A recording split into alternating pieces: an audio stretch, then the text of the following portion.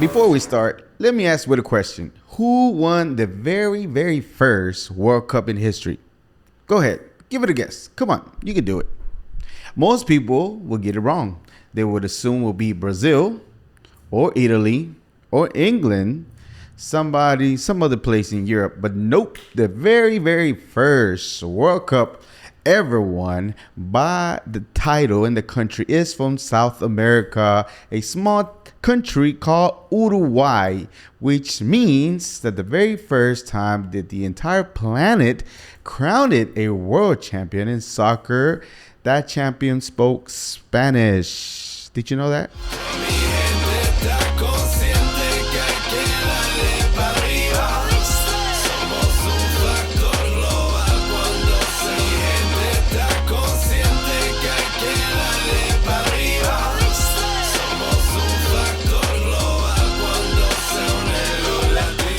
Vamos a empezar. Welcome, to another episode of the Global Latin Factor podcast, where we talk about Latino everything. I am your host, Crispin, Valentin.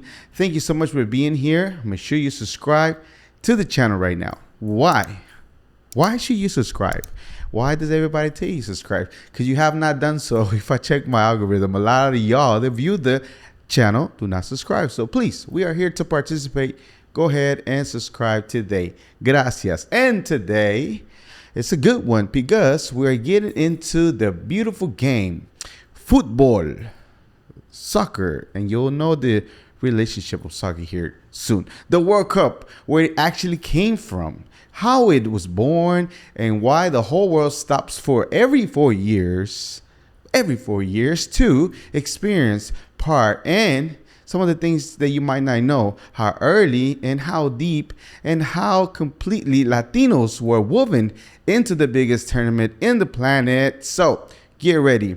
We're going to celebrate it, and we're also going to keep it honest too as far as the history and our involvement. Así es que vamos.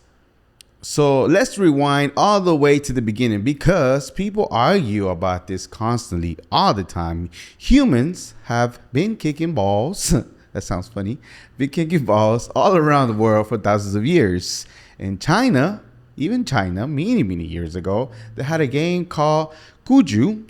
And more than 2,000 years ago, of course, also soldiers were kicking leather balls around for training purposes. The Greek and the Romans also had their own version of it as well. Nobody really invented the idea of pulling a ball and playing around and kicking around. The instinct is older than most of us and most of the things that we think about when it began. But here's the part where it will make everybody sit up, because it happened right here in our own hemisphere, long before Europe, long before England, long before any single rule. Our ancestors were already playing one of the oldest organized ball games in the planet. The Aztecs called it Ōllamaliztli, and short for ōlli, which means rubber. And the Mayas were also playing a game called pok-ta-pok. Pok-ta-pok. My bad if I mispronounce it. Me apologies.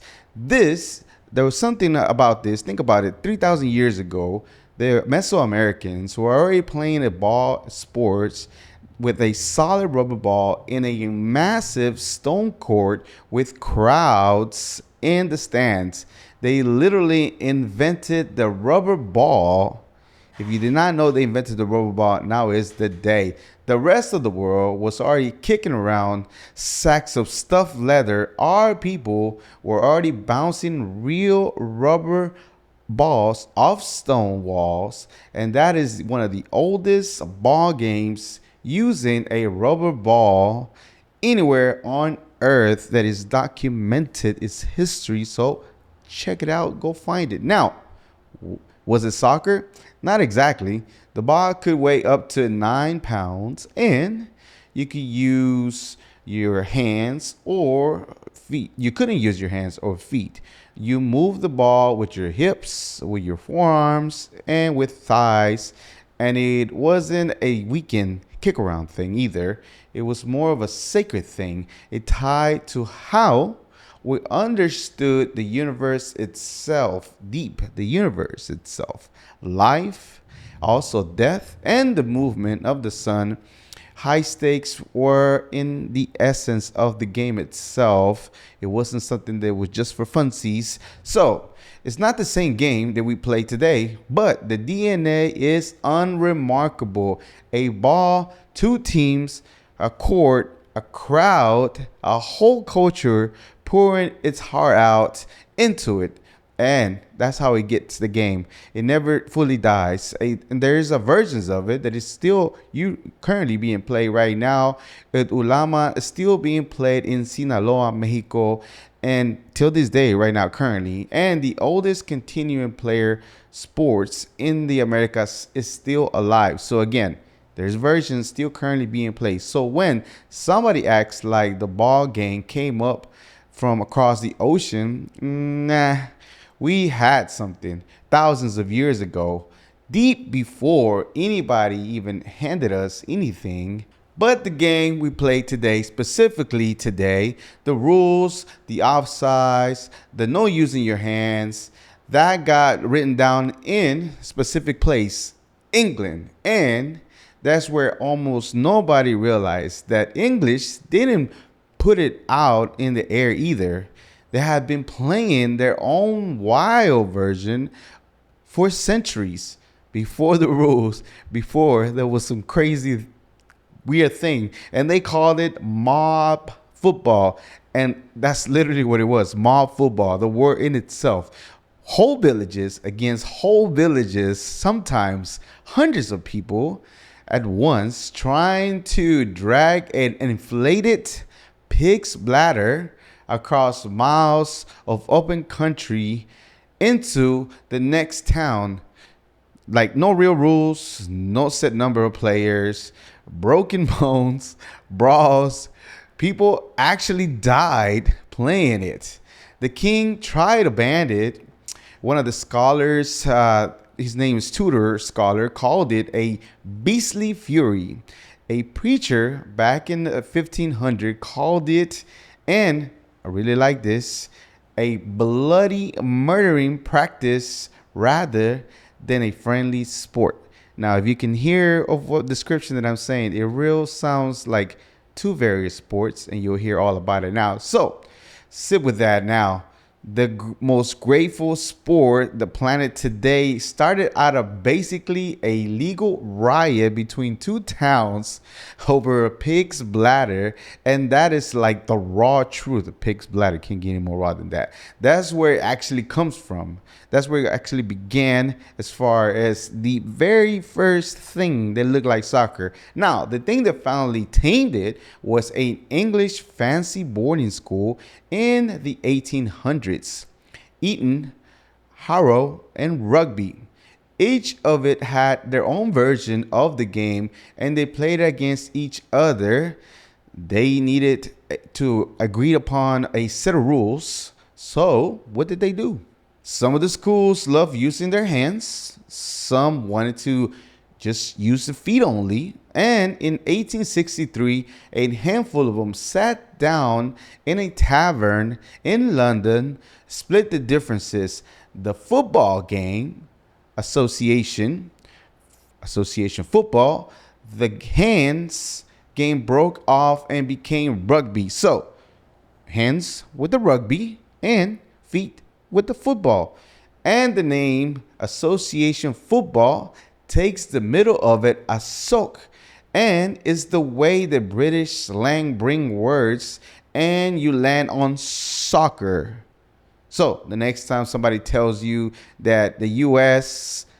is dumb, the word doesn't make any sense in America, I mean, again, that's the English. You can blame them. You can blame the Brits for that word itself, because that is the origin of why soccer and not football that's played with the foot that people call it in other places. Now, here's the part where scholars actually fight about, did the English invented the whole idea of a ball game? Because FIFA itself officially points somewhere that China had a game called Cuju more than 2,000 years ago. Teams, a ball hand, no hands, kicking it through a hoop. One old FIFA president even claimed that the game spread out to China, carried west by Alexander the Great's armies all the way into Europe. That's one story. Again, don't quote me. Search it up and find the people. But this is actually some historians call it like a stretch in regards to that part. And the reasoning is that it's simple. Honestly, kind of beautiful. Kicking a ball is just something that humans have been doing, has showed up in own places. Again, in China, in ancient Greece, in Rome, in Japan. And it's just like something that we talked about right now. And even here in the Americas, thousands of years that we talked about rubber balls already and stone courts. There hasn't been like a single thread, a connection to where it actually came from. It bloomed pretty much everywhere independently because it's just something that we have as far as an urge to do. It's the history of it. So eventually somebody took it upon themselves and created something like that. So here's the real truth according to scholars. England didn't borrow soccer from anybody. They just finally wrote the rules of their own version of the game. Humans have been playing forever. And that's exactly the logic behind it, that nobody really handed the ball down or anything like that. There was no borrowing ideas. They were just had and created something from they were been doing for a long time without using their hands. And again, they picked up the pen and wrote down the rules. Now, the game spreading across the world, eventually you needed to get something as far as the way to run it. And this is where the question gets to where. Has there always been a FIFA? Has there always been somebody that set the rules? No. For about 40 years, there was no global referee at all. England had its own rules. Other countries had their own start of how to play. And everybody kind of did their own thing. They didn't really have a particular standard set of rules. Then, in 1904, 7 European countries got together in Paris and created FIFA. And what does that mean? The Federation Internationale de Futbol Association, FIFA. One body ran the international games, one solid body that ran all the international games. And here's the irony of it all that tells you everything. England, the country that literally wrote the rule book, didn't even join at first. Too proud, maybe. The whole attitude was, we invented this. Why would we need to be part of the committee? That's funny too, by the way. Very English. They came around eventually a couple years later, and FIFA, started without them.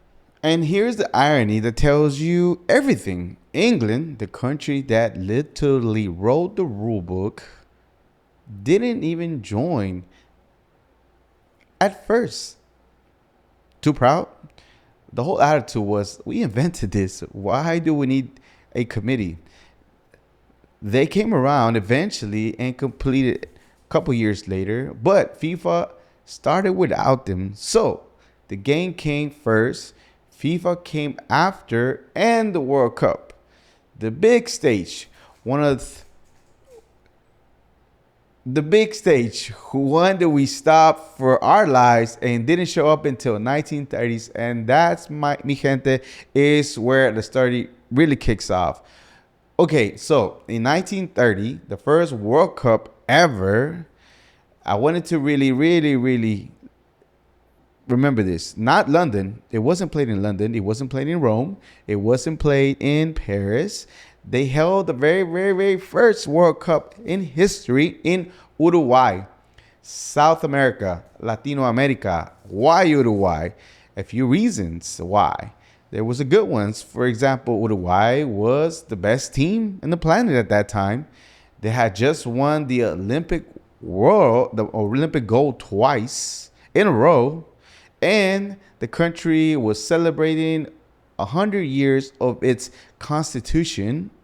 And here's the other part. Uruguay offered to pay everything. Travel, hotel, all of it. Even build brand new stadium from scratch just to have the tournament in El Estadio Centenario. Now, getting Europe to show up, it was a whole drama, you know. I mean, literally, back in the days, 1930, think about it. The trip was, over a week in boat, and the world was, just kind of sort of dealing with the Great Depression still. And a lot of European teams was too far for them to, and too expensive to make the trip. And at the end, only 4 of them made the journey to the World Cup in Uruguay in 1930. So the picture the field, 13 teams, 7 of them, more than half of them were Americas, from the Americas. We have Argentina, Brazil, Bolivia, Chile, Mexico, Paraguay, Peru, the United States, and the host, Uruguay. Once again, more than half of the first World Cup teams in history were from the Americas. This has never been something else than a tournament we got invited to from the very first whistle. This was our thing. We were already part of it. We literally had some of the most teams that was there. Yes, maybe it was regional, geographical. We were there. And here's the detail that gives you chills. The very first goal ever scored in the World Cup history was scored against Mexico. Dang. On the opening day of July 13, 1930. So we were there from the very first minute, literally part of the very first World Cup history page ever. Then you get to the finals, and almost too perfect, Uruguay versus Argentina, 2 South American rivals going head to head for the very first world title ever. 93,000 people packed into one stadium in Montevideo. Argentina actually led 2-1 at halftime, but at the second half, Uruguay came roaring back and they won 4-2. Uruguay, the very first World Cup champions in the history of the World Cup. A rule, a game that began in England. The next day, the whole country declared national holiday and the whole place shut down just to celebrate the champion, the very first one in the entire globe itself. So let's put that pin right there that we've been part of this. From the very first World Cup that hosted by Latin America to most of the teams that have actually won, biggest winners have been from the Americas, champions. The entire sport has been full with Latin American nations. This is not just a footnote. This is literally how many and how far of a foundation we have within the World Cup. And here's something that some people might not know. Let's just hand over and see the numbers of the champions. Brazil would have 5 cups, more than any country in the earth. Pelé, you have famous players like Pelé, Ronaldo, Ronaldinho. The team had turned this sport into an art, even have a name for it. O Jogo Bonito, the beautiful game. Argentina has 3 titles, 1978, then 1986, and then again Maradona's tournament with the hand of God, and maybe the single greatest goal anybody ever scored. And then in 2022, very recent in Qatar, when Lionel Messi literally lifted the trophy, and that a lot of people are calling him the greatest player finally, kind of ended the debate against Ronaldo. People will argue. And Uruguay, they have the same amount, again, 1930, 2 titles, and they are the second one they won the second one in 1950, and might be the most legendary upset in history of the sports. They walked into Brazil in front of nearly 2,000 of the Brazilians who were, they're passionate about it, and they won. They silenced the entire stadium, and again, to this day, they call it the Maracanazo as far as that day. And again, Brazil, Argentina, Uruguay, just those 3 countries itself in regards to championship and cups. Latin America have 10. That is before even, not to count Mexico hosting twice, before Colombia, Chile, Peru, and other players send, some of their greatest players to the planet. This just wasn't regional. This has been something that we've been part of. Futbol. This is a region that defines it because of all the things that we've done, even from the inception, weaved into the history. Because for us, it's never only a sport. It's the language we speak when words are out. It's a Sunday with the whole family crammed into one room. It's how the entire continent says, this is who we are, and we're really good at it. We really are. Now, I've been doing you a disservice if I paint this, but nothing but glory, because the organization that runs it, the entire thing, FIFA, has a side that is not very pretty at all, as some of y'all might see in the news, and we should really talk about it. We should grow from it. FIFA records off the first has been not very pleasant, very ugly record at times. Back in 2015, and Swiss authorities literally walked into a hotel in Zurich and arrested the top official in a massive corruption case. And the criticism has not gone away right now, even to this day, right now, around this World Cup, because people are calling FIFA out for putting profit over the heads of fans, the people who actually keep the sport alive. Because, and again, it gets kind of personal for us because you're hosting it in one's country. And for example, the opening match was in Estadio Azteca in Mexico, and a lot of the regular Mexican fans got priced out. They wouldn't be able to make it into one of the matches because, even though we hard supported, but you only make so much money, and the pricing were $3,000 or more to watch their own national team instead of having the locals have the actual tickets. So the FIFA, has had it hard at this time, well deserved, because of the dynamic pricing of the tickets that keep climbing up. Then again, your typical local individuals wouldn't be able to make 3 times, 4 times the pricing of the ticket to get in. So there has been protests in the streets. In the opening days, there were formal complaints, there were investigations, in regards to the tickets and how they're being sold. So again, even though the organization itself, even though we are good in soccer, their organization itself has not had the prettiest thing so far. So the pricing, your abuelita wouldn't be able to watch the team even if she wanted to, because the historic price is just crazy, too high to be able to consider to be into the game and be able to support your team. But we won't let boardrooms in Switzerland rewrite what we build in the field. FIFA's greed and FIFA's saying it does not touch the goals, the trophies, the history, or the love for those of us who enjoy it in South America, Latino America, not even the sales. We just focus on the passion of the game.